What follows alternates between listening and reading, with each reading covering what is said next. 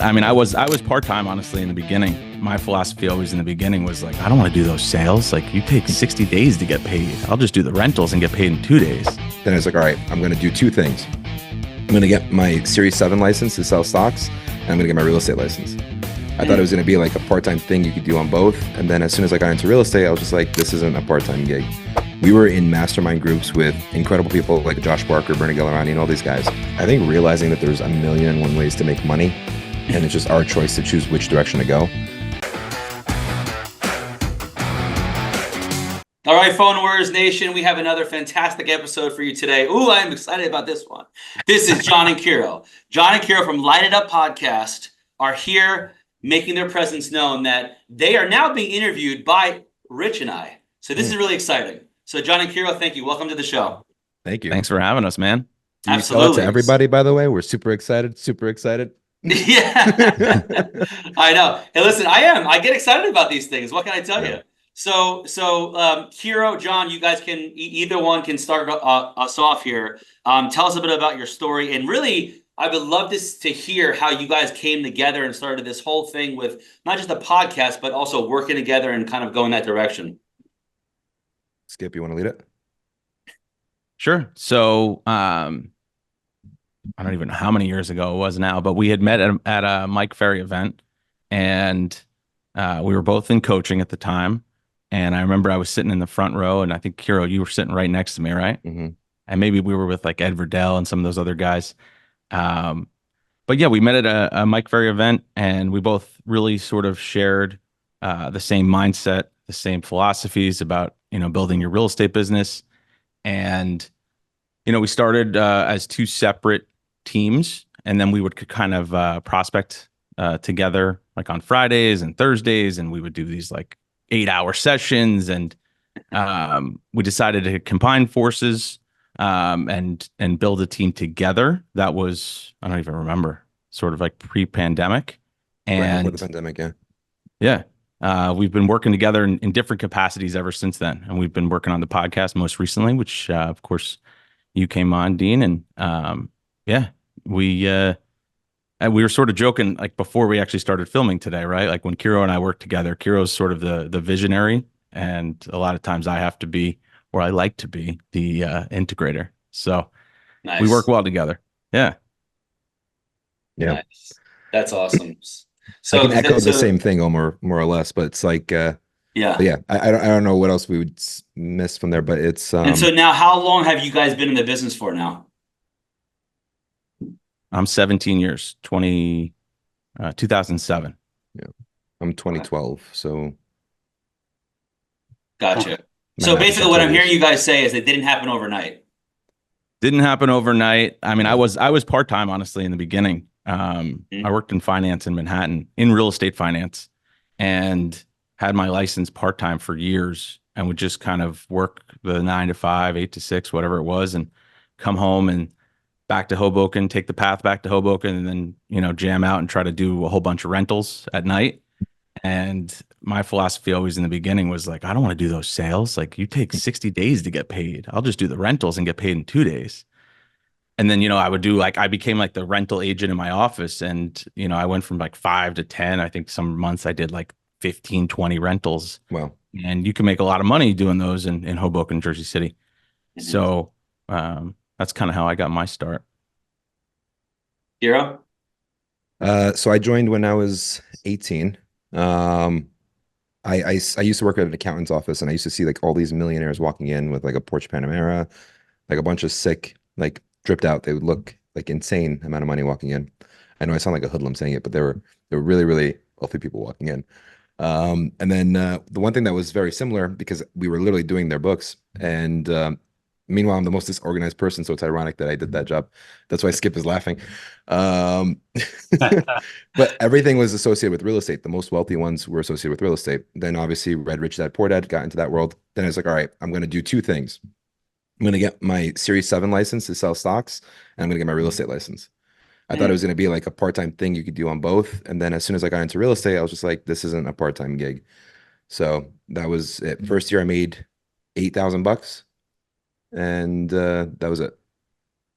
I didn't have that much of an up run like John did. What made you get your Series 7 and your real estate license? So I didn't get the Series 7 right after. So once I got into real estate, I was like, I can't do the Series 7. I can't study for this. And I was in college at the time too. So I dropped out. I was like, I can't do anything other than one thing at a time. That's what I learned. I have a one-track mind. I can't do multiple things. I'm a horrible multitasker. So dropped everything, stayed with real estate solo. Yeah, most of us are. We cannot, sit there and be like, hey, you want to be good at one thing. You can't be able to be jumping around to all these different, avenues. You got to be dedicated to one. Yep. So, when you were in your real estate field, you made $8,000 your first year. Like, did you think instantly you want to hang it up, or like, how did you last, the next, decade in real estate plus? Well, I think everybody shares a similar stories, right? Where you obsess over certain of like the top agents that were in the marketplace. So then, I suddenly started growing this small little obsession with a gentleman named Patrick Southern. Sorry for name dropping. But then I was just like, how is it's he okay. I'm trying to get him on this podcast. So that's good. Thank you. We're going to forward it to him after this and be like, hey, see. But I really think that he's probably gotten a handful. I know he got Skip into the business too, because Skip saw him and like a Michael Klein and other people. But it was like, you see these big hitters, you're like, what are they doing? What kind of witchcraft are they doing? And then you're like, all right, well, it's the scripts. They're learning their scripts and knowing what to say. And it's, they're all in Mike Ferry. So as soon as changed and then you actually had a plan, it wasn't just like sit on op time and wait for somebody to call in. Then it started feeling like there's opportunities there. So that coupled with work ethic and knowing that you had no plan B makes you kind of hit the pedal to the metal, not thinking about hanging it up. Interesting. So then you guys, so take me to like, okay, you're from transaction year after year. So like 2000, let's say 13, 14, because John, I saw you just pop on the scene, with your name first and then Kiro followed right after you. And were you guys always partners in the beginning, or were you doing your own business, personal production? We had our own business separate for years. And then it was really pre-pandemic, right around the pandemic, is when we decided to combine forces. That was after meeting at a Mike Ferry event. Okay. So that's how that came about. Got it. Yeah. And I think, we both had similar philosophies, like we were saying before, with that Mike Ferry sort of hunting mindset, right? Like we both were like, okay, you could start the day with prospecting, finding deals, and then, work on those deals in the afternoon. And, but when we were sharing ideas about building a team, I mean, I'll admit that I'm not the best coach or instructor or trainer, right? So Kiro was always really great with like teaching our agents the scripts and like actually having patience with it. I'll sit down in a conference room and I'm like, all right, here's the script. Like you should go through it a couple of times and, get on the phone. And Kiro will actually like go line by line and like talk about upswing and like tonality and personality styles and all that stuff. And so he was always a much better instructor, coach, and teacher, where I was sort of more of just the organized person and trying to, get everything structured the right way. So it was always good synergy that way. That's awesome. Yeah. Well, listen, I have a question. It seems like the same common theme was, MFO. You met at MFO. I can't say Dean and I met at MFO, but we strengthened our relationship. Yes. Through MFO, right? Like you said, that hunter mindset, right?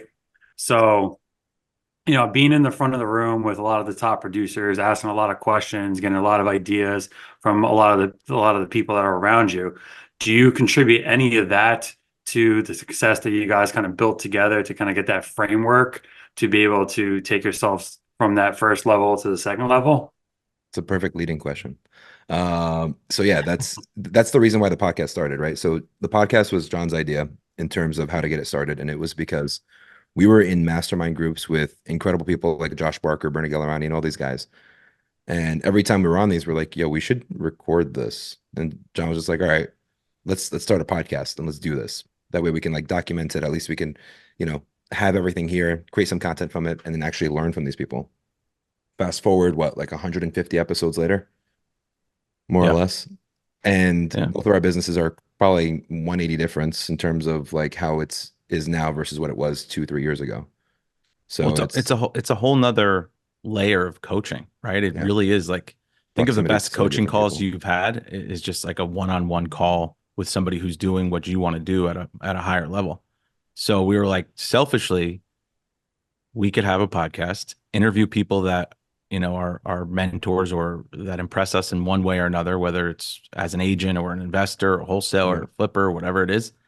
And, we can learn from them, and we got 1 hour of attention, and they want to be on the platform, or at least, if we can get some episodes under our belt, then they'll want to be on the platform. Yeah. And, if all else fails and it doesn't work out, but then at least we've spent like 150 hours with some really, really high level people. So, yeah, it's, I mean, don't get me wrong. It's been a challenging process to constantly try to, level up, and you end up running out of guests. And or at least guests that are at another level, or guests that will actually reply. But yeah, I mean, that's sort of where it all came from, and it's been a great experience.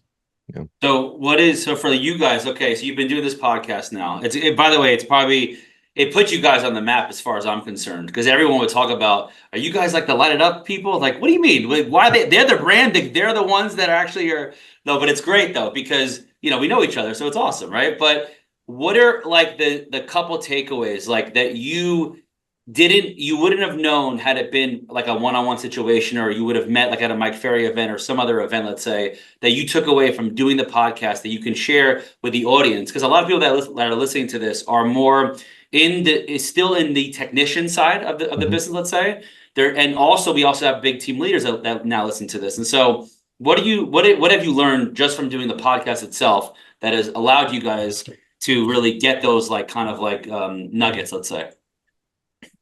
I think realizing that there's 1,000,001 ways to make money, and it's just our choice to choose which direction to go. John and I both can say that, from, I would say, post-pandemic into 2021, if somebody would have mentioned, oh, I'm coaching with Tom Ferry, we'd be like, you're the enemy. Like, we would just be like, you're stupid. Like, you're dumb. But because then that's how we were always like, not trained, but almost like, brainwashed. Yes. Yeah. Yeah. And then people would be like, well, what does Tom teach you to do? And we'd be like, well, we don't really know, but we just know that we're not supposed to like him. Yeah. So that was the way it was. And sometimes I'd come back from an appointment. I'm like, yo, Skip, we should buy this property. He's like, no, we need 12 listings this month, 12 listings this month. I'm like, okay. So it was like, but speaking to people, like we've had an 18-year-old kid who was a multimillionaire from wholesaling. We had Pace Morby, who was buying like a property a day, but it was just like, there was so many opportunity there. Yeah. So many opportunities out there. But when you kind of close yourself off to the rest of it, everything else looks like it's not an opportunity. So yeah, there's so many ways to make money, I think, from interviewing all these people. We got bored of interviewing agents, in full disclosure, after a while, because all the successful agents have the same exact thing going on, same exact habits. That's a good way to say it. Yeah. Yeah. And you just literally got the backstory just so that way you could feel like, oh, wow, they went through that traumatic childhood and they did this. That's incredible. Like that became more inspiring than the actual tactical things that they were doing, because it was all the same. Yeah, I worked 10 hours, 12 hours a day. I prospect like crazy. I did this and the other. I hired the right people. Like that was the commonality between all of them. Yeah. And I think we had people on who would build just a downline, and they really like kind of remove themselves from actually the day-to-day, real estate business. We've had team leaders. We've had people who are just top producing individual agents. But like Kiro said, like there's just so many other ways to make money within our business. I think, it's like the reason, and again, I haven't coached with Steve Powers in years, but I mean, if you go to an MFO event, don't get me wrong, Mike like changed my entire life. Like that guy, I owe him everything, because like he taught me how to make money and manage my time and prospect and do everything. But there's not a big focus on building a team within that environment. And I know he has some team building events and stuff, but the majority of it is like teaching you to be a really, really powerful, highly paid technician. And what I would always, what was interesting about doing the podcast is you'd find out from other people like, hey, you can actually make some money from, doing social media. You can actually make money from growing a team. You can actually make money from buying passive real estate. So, it's opened our eyes to a lot of other opportunities. Yeah. That's a good point too, because we would talk shit about people on social media all the time. Like, oh, look at them. They're just doing blah, blah, blah, blah. Fast forward a year later and you're like, wow, that person closed like 30 deals from just social media. That's insane. Yeah. But So if it's Mike like, were to stand at the top of the front of the stage and tell everybody, hey, you can do an extra 30 deals this year just from social media, right? In addition to your prospecting. yeah, I think what happens is, or what he would worry would happen is that a lot of people would only hear that, hey, I can do 30 deals from social media and never pick up the phone again.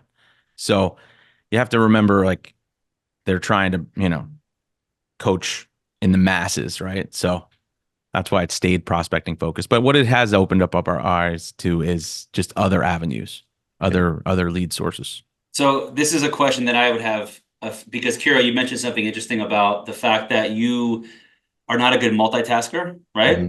And so, John, I'm not sure if you are, but as far as being open to so many ideas now because of the podcast and because of what you've done with this, how do you then stay focused? And then how do you then now pick which direction you want to go to make the next large leap into the high ticket items of what we were doing as we were coming up with the MFO system? it's a good question. So Yeah, I was hoping you guys could help us with that yeah. question. John used to actually kind of whip me into shape every once in a while when I'd be deviating off of it. Now Steve does that. But dude, it's hard because like you see so many opportunities and you want a piece of it all, but it's hard. Yeah, it is. And I think that's probably something I'm struggling with right now. I've tried to switch over to like the flipping side of the business, right? And when I do, we've done a whole bunch this year, but you can make $100,000, $150,000. We made $200,000 on a property we bought off market and we put 15 grand into it. We bought it for five. I can't remember the exact numbers, 520, put 15 into it, and we sold it for 740. I made like 200 grand for painting this place. Wow. So That's what awesome. happens is my mind goes to a place where I'm like, shit, if I do 5 of these this year, we make $1 million. If I needed to sell, I would need to sell, I don't even know what, 80 homes to make $1 million. Yeah. So then I'm like, I could flip 5. What if I flip 10? Then I make 2 million. So it's opened my eyes to just other ways to make money. Still using though the strategies that Mike and Steve have all taught us, right? Let's hunt for deals in the morning. Now, instead, maybe we're trying to buy them, right? And like what Kiro alluded to before was, I mean, years ago when we were building this this team of outbound callers, we were really trying to focus on listings. And Kiro was jokingly saying before, like, yo, we should buy this one. And I was like, dude, we got to focus on the listings. Yeah. But I would say one of the things that a big key takeaway for me over the last 2 years or so is just we all need to be buying as much as we possibly can, just because whether it's in your blood to be a landlord or not, like, unfortunately, a lot of these businesses that we're all working within, where we're just constantly fighting for that next listing, it's not any residual income, right? We need to get that passive income so that we don't have to do this every single day. And again, I'm not the kind of guy who would retire at 50 or whatever, but when you have that passive income, you can make a lot more decisions.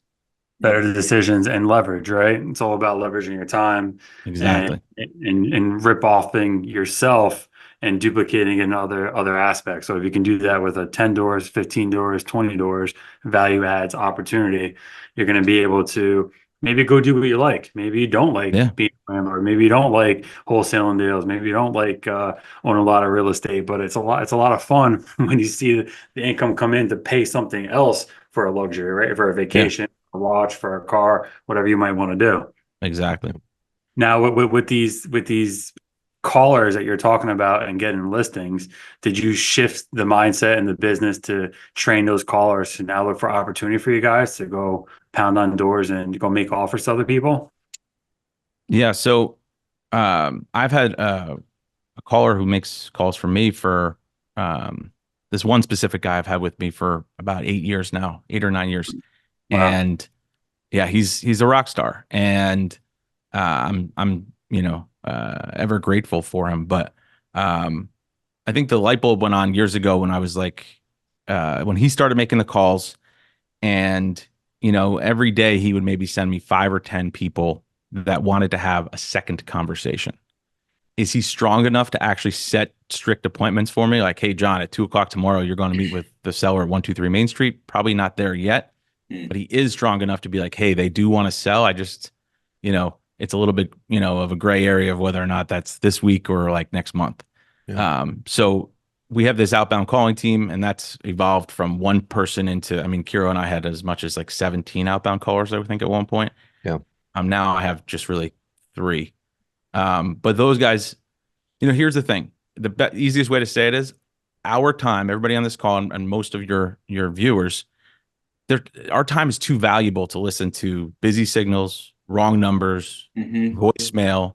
So if you could at least have somebody who works in your office that can at least get a little bit of a pulse from the person, like, do you have an interest in at least speaking to my partner or manager about your home and what it may be worth in today's market? Great. We'll do a call. So that way, when you come into the office, you've got like maybe 20, 25 follow-up calls to do with numbers that are correct, with people who actually have an intention to sell.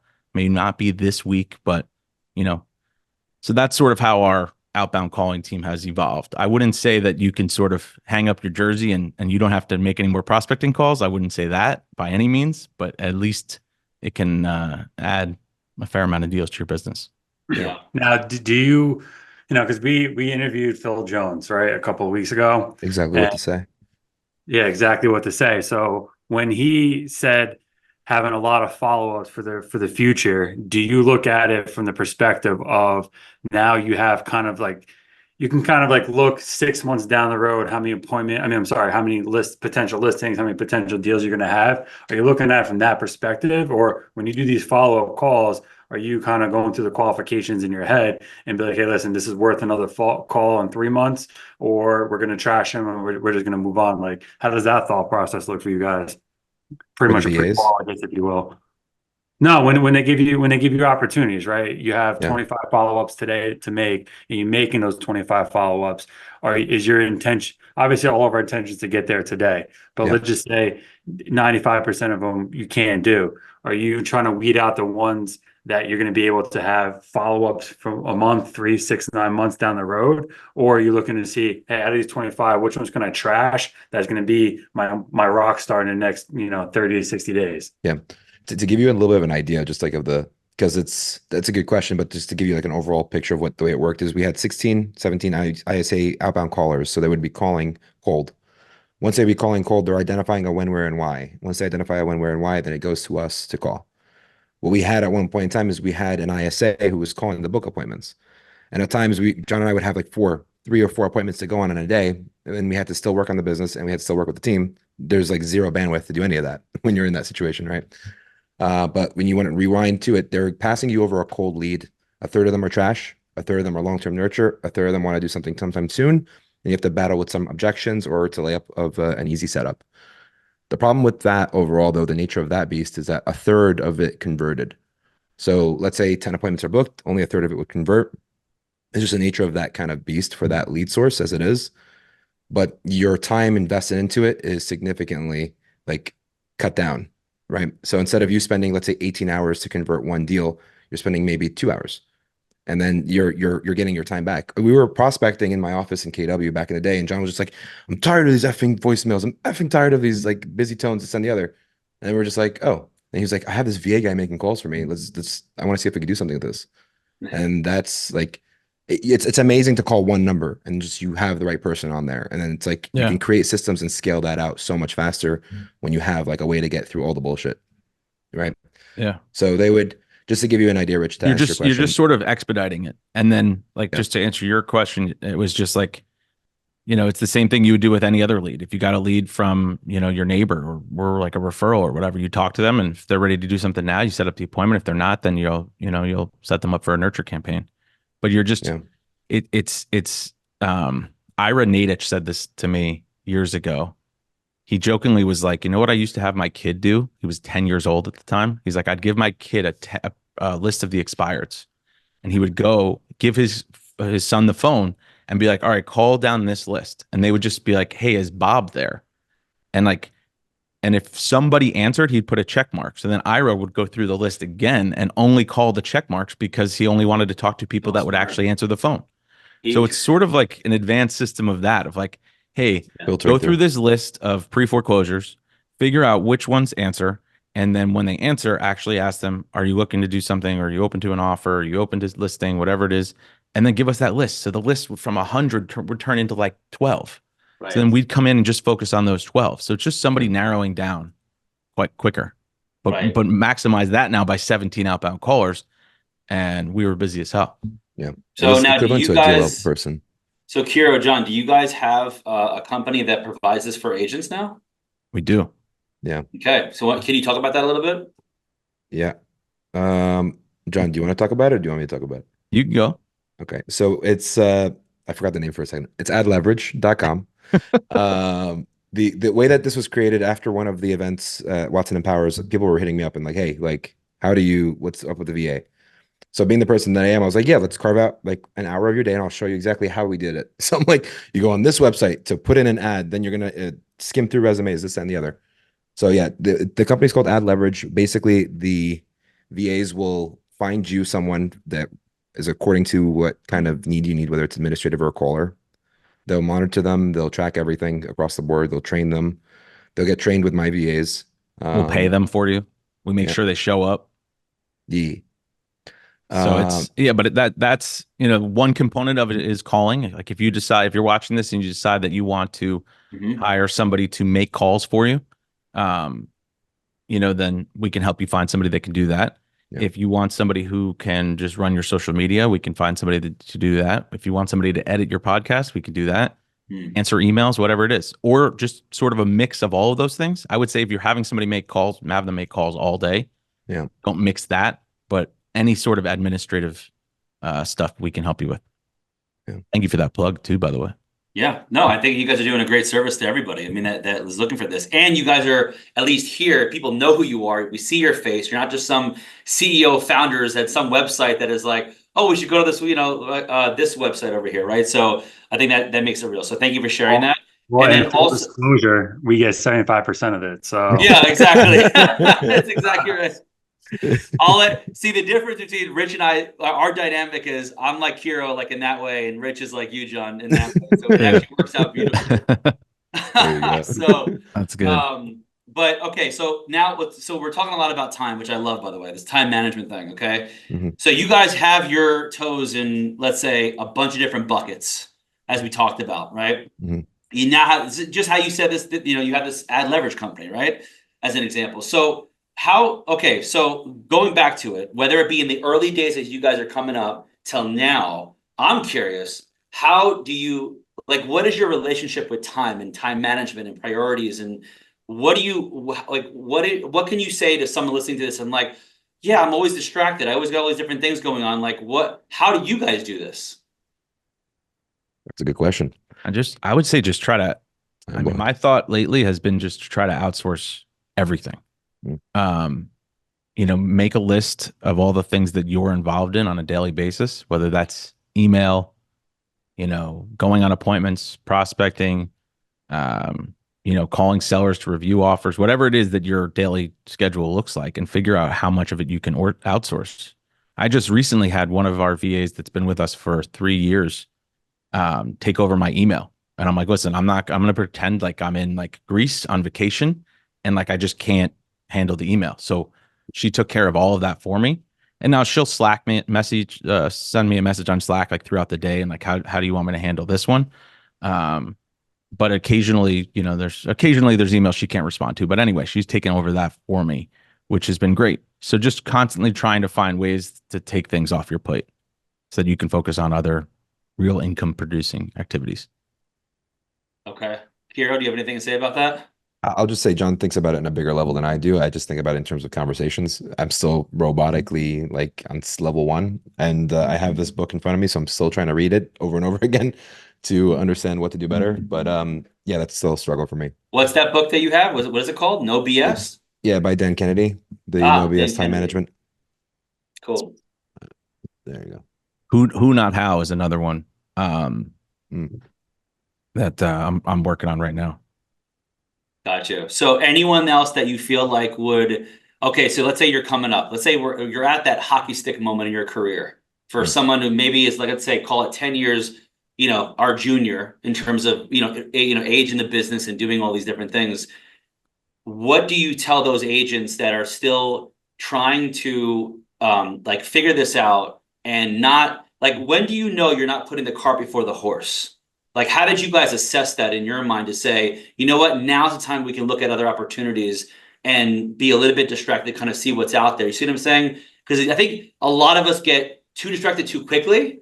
And that's what I've heard, at least Rich. I don't know about you. I've heard this in our chats, and also the Facebook community, that they're like trying to do different things, and then they just get off the wagon completely, and they make no money for months. And it's like, what happened? So what say you, I guess, about that? Yeah, been there, done that. I've done that. Yeah. It's yeah, I mean, I think if you asked me and Kiro 2 years ago, we would say that we wanted like a 50-person team. Just because like dudes that we met at EXP that were our sponsors had 50-person teams, and we're like, we can do it too. This is awesome. Yeah. And like, you know, the math is really simple. If we have 50 agents and they each do 30 deals, which is obviously not possible. You have 1,000 deals. You have this many deals. And I was like, you know, you quickly figure out that of course I wasn't made for the training part of it.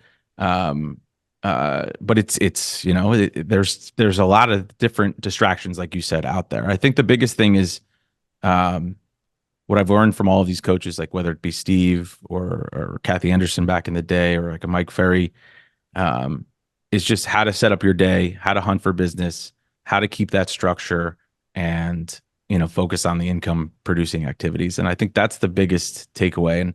And then if you can apply that to do other things, like we were talking about, maybe some of these flips or buying investment properties, you know, to sort of apply their philosophies. Like that's what all those guys like a Josh Barker or Bernie have done, right? They've gone on and grown these big teams, but they're still sort of MFO focused, right? You know, they're not putting on the headset every single day, but there's people on their team that are. So I would say take those philosophies, you know, do it for a few years, and then you can sort of look into some of the other opportunities.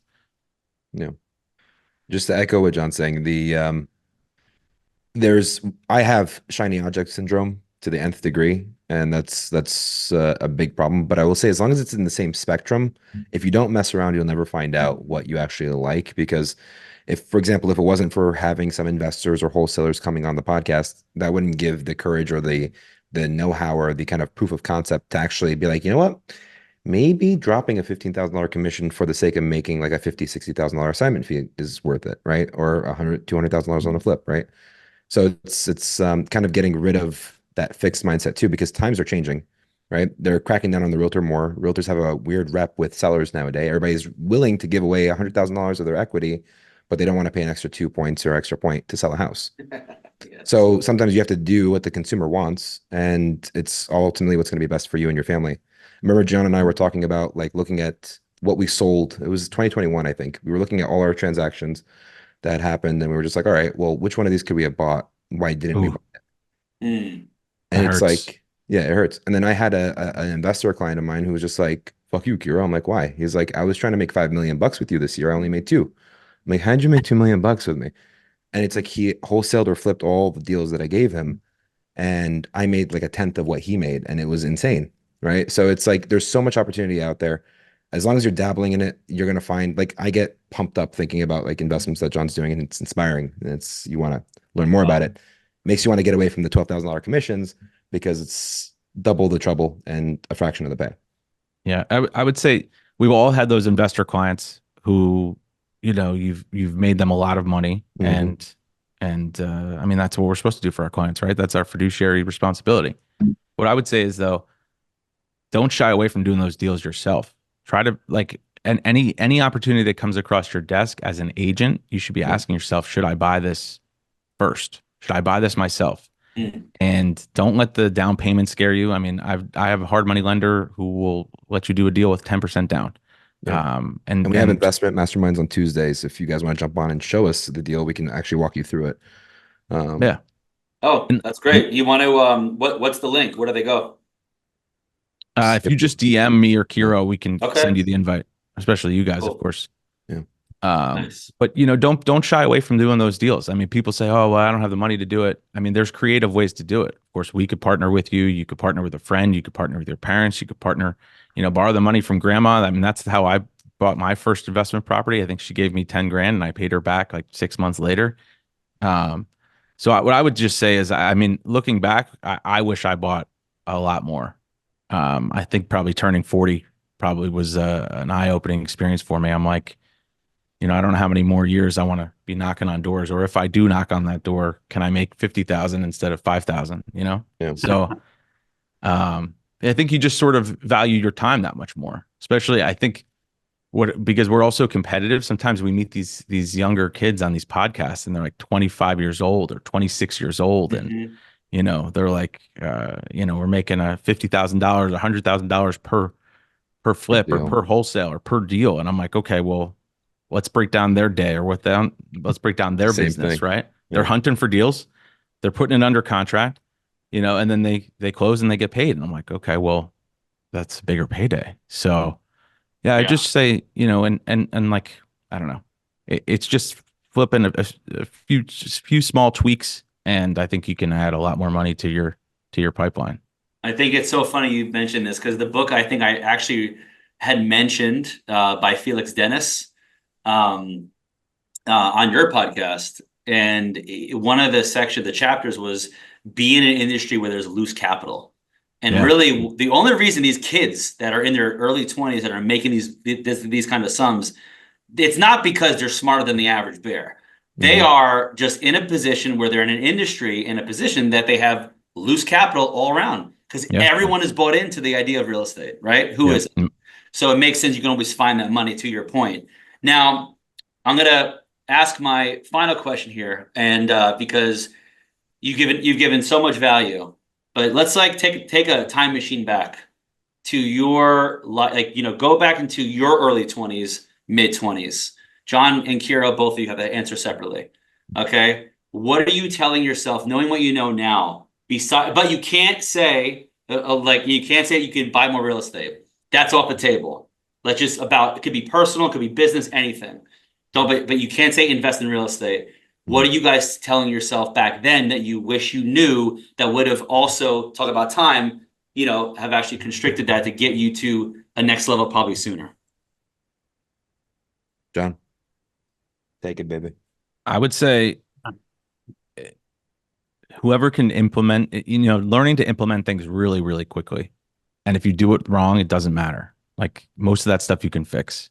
So just take action quickly. If you decide that I know I'm not allowed to say buy real estate, but if you find a property that you're interested in, make the offer. You can figure out the money situation later, the down payment or the deposit or whatever. If you decide that, you want to hire a buyer's agent, go out and hire, give yourself a deadline and hire the buyer's agent. Just make these decisions really quickly. If you decide that you want to hire a coach, hire the coach and, commit. So I would say just making quicker decisions, put some thought into it, but give yourself a deadline and make quick decisions. I would say your activities and what you perform and what you do every single day should be based upon your long-term vision, not based off of the gratification you get in the short term. What does that mean? My first property I bought when I was 20 years old, and it was like I made like 115,000 on that property just selling it in like 7 months. And I could have kept doing the same thing over and over again, but then I was just like, I needed to satisfy my ego and I needed to get more listings and try to do more deals. So that way I'm a big guy in the office. And that was like the big, worst mistake, probably because that wasn't in alignment with my long-term vision. I think everybody gets into real estate just to eventually invest in real estate and own real estate. And then they forget that aspect and they get caught up in the recognition part. Like, I want to be recognized as one of the top people in the office, but then they forget what they're showing or proving to their family at the end of the day is like, they're coming up short. But it's not worth it at the end when you look at it. So that's what I would say. Nice. Those are both great answers. And, I like to look at it from the other side of the coin. All right. So fast track, to when, unfortunately, we're no longer here. What would you want to be etched in your tombstone? Like, what do you want to be known as, like your legacy? Skip. I went first last time, dude. All right, fine. Steve Powers' saying stays like in my mind so clear when we asked him that same question. Oh, yeah. And he said, he's like, you're only going to be remembered if you are like a president and you change the world, or if you're like a mass murderer and you murdered a bunch of people. Like, that's the only way that you'll be remembered in history, which is so true. right? Right. But if you That's do hilarious. leave a legacy to your family, it has to be in a form of like assets, unfortunately, right? And then like you have to leave something that they're able to actually use to remember, or like a recipe of some sort. But like I think it's creating something where the family doesn't, that's a hard question to answer, man. It's I would want to create a legacy to leave to the people, but to also I don't know. That's a hard one, Rich.